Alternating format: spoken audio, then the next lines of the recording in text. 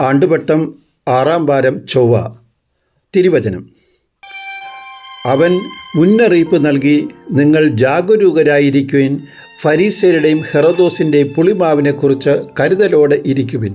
മാർക്കോസിൻ്റെ സുവിശേഷം 8-ാം അധ്യായം 15-ാം തിരുവചനം.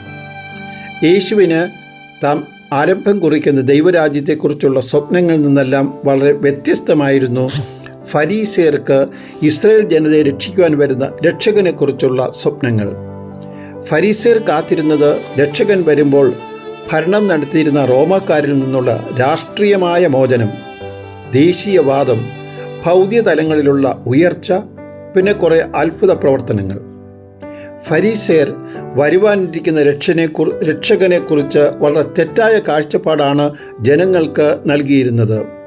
ഈ സാഹചര്യത്തിലാണ് ഫരീസയരുടെ പുളിമാവിനെക്കുറിച്ച് ശ്രദ്ധിക്കണം എന്ന് യേശു ശിഷ്യന്മാരെ പഠിപ്പിച്ചത്. ഇത്രയും ഗൗരവമുള്ളൊരു കാര്യം ശിഷ്യന്മാരെ പഠിപ്പിക്കുമ്പോഴും ശിഷ്യന്മാരുടെ ചർച്ചാ വിഷയം ഭൗതികമായ കാര്യങ്ങളെക്കുറിച്ചായിരുന്നു. ഭക്ഷിക്കുവാൻ അപ്പം ഇല്ലാത്തതും അപ്പം എടുക്കുവാൻ മറന്നുപോയതുമല്ല. ഈ സാഹചര്യത്തിൽ ശിഷ്യന്മാരെ കൊണ്ട് യേശു എന്താണ് ചെയ്യുക?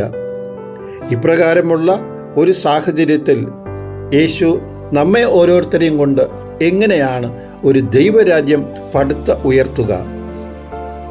ജെറമിയ 18-ാം അധ്യായം 1 മുതൽ 6 വരെയുള്ള തിരുവചനങ്ങളിൽ കർത്താവ് ജെറമിയ വഴി ഒരു ഉത്തരം നൽകുന്നുണ്ട്.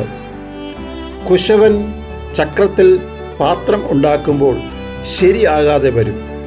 അപ്പോൾ മണ്ണ് കുഴച്ച് വീണ്ടും പണിയും. ക്ഷമയോടെ, ശാന്തമായി, സ്നേഹത്തോടു കൂടി നമ്മുടെ ഓരോരുത്തരുടെയും ജീവിതത്തെ പണിയുന്ന കർത്താവിനെ നാം തിരിച്ചറിയണം.